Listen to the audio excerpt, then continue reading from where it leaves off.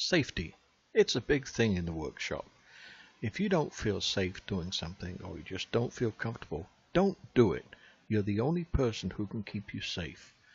And if you don't do it, no one else can. Just part that off.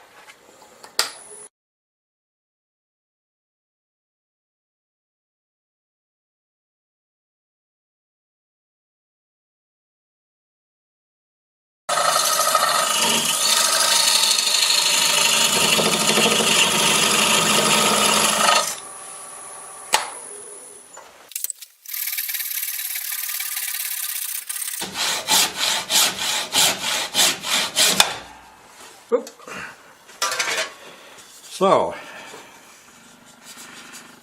this is what we have so far. We've achieved this, and I've managed to document the method that I used to get here. So now I'm just going to clean up the bottom and we'll be done.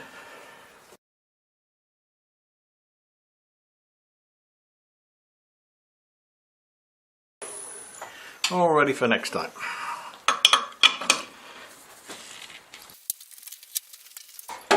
I have a couple of these plates. It's just a face plate and a piece of MDF which I've bolted to it, and put a little coat of sealer on it. This MDF will suck up moisture like crazy.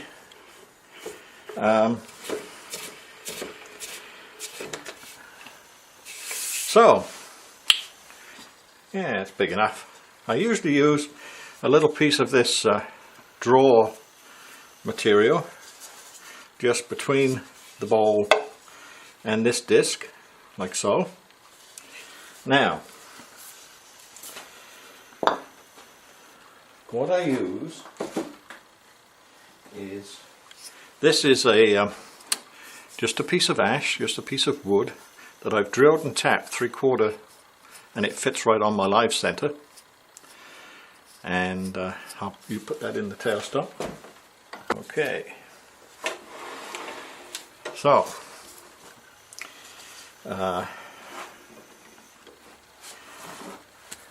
I'll just guess roughly where this goes. There's a few lines on here that help a little bit. Just give you an idea roughly. Roughly that's where it's going to be. Put tail stuck up against it and put a little tension on it, and we find where is it? It's running out. So what do? You've already seen some of this. We take a little spacer, right, and I'm going to have to back off the tailstock a little bit.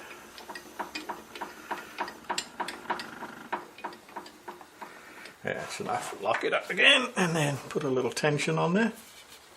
Right, now in using this same idea that this is free and this is nice and smooth, I can move this around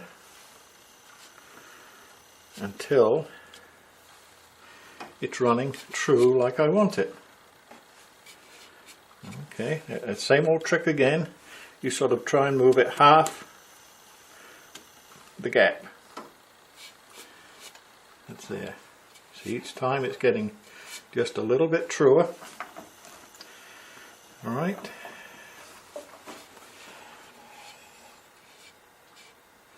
There's the gap.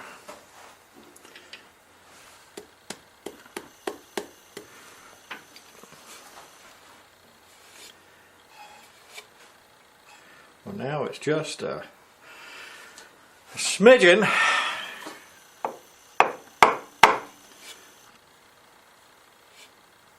Sometimes it helps if you put something white down below so you can look through and see the gap. Wow. Not much of a gap there now anywhere. It's pretty much there. So now I'll tighten this up just a touch. So now what have we got? We've got this held here by this at the moment, running true. The next thing to do is to take some of this, just fold it up, give yourself a nice little soft piece, and I've locked the banjo. I'm pushing on the other end of this and I lock this up. So now this is holding the bowl where I want it. Alright, now I can back this off.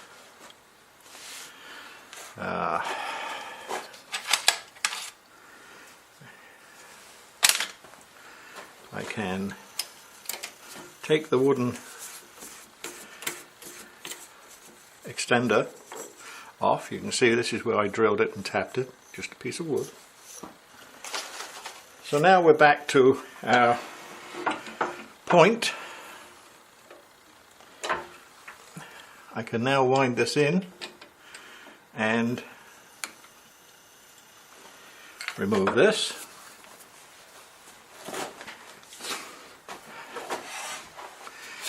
And there we are. Now I need a smaller tool rest to be able to get in there and work on that. That takes a little while.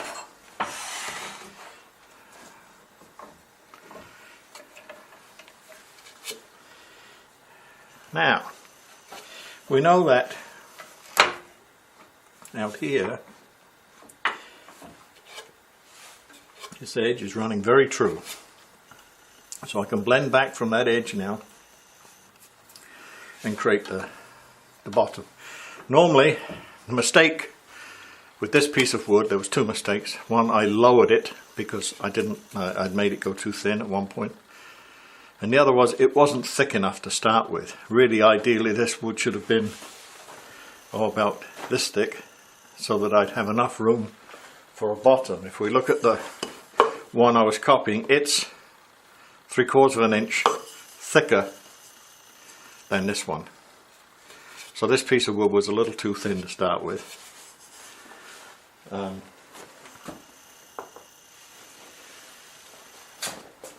That one that I was trying to copy there is just under 3 inches. It's about 2 3/4 thick, and this is only 2 1/4.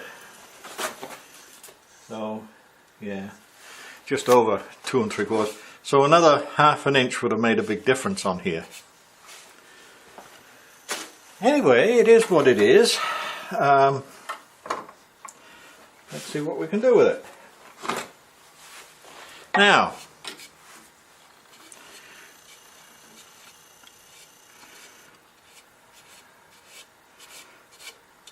okay.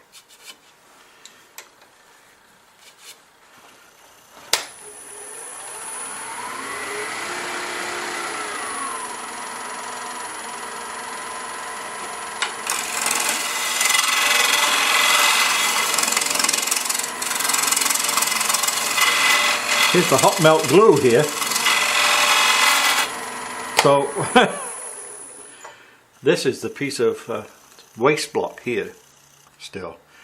The bottom of the piece is just under the glue here.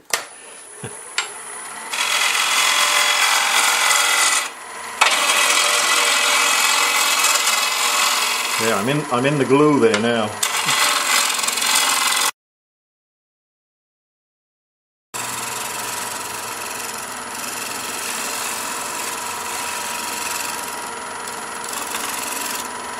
You can blend right into that edge because that is the part that we trued up. There's that glue line, hot melt glue.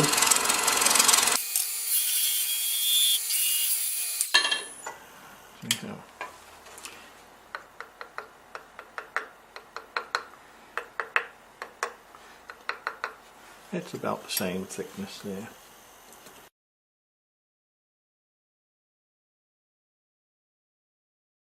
I don't know if that's glue there or... oh yes, it's just a little bit of the glue left still.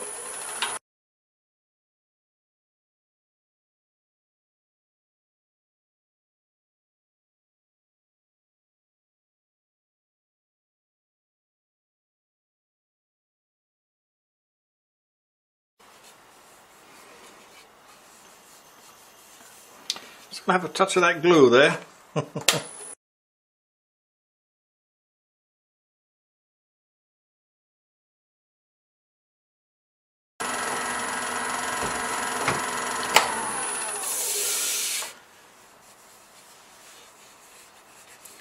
I think that will stand up quite nice. Let's just see if I take this down a little bit smaller in the middle.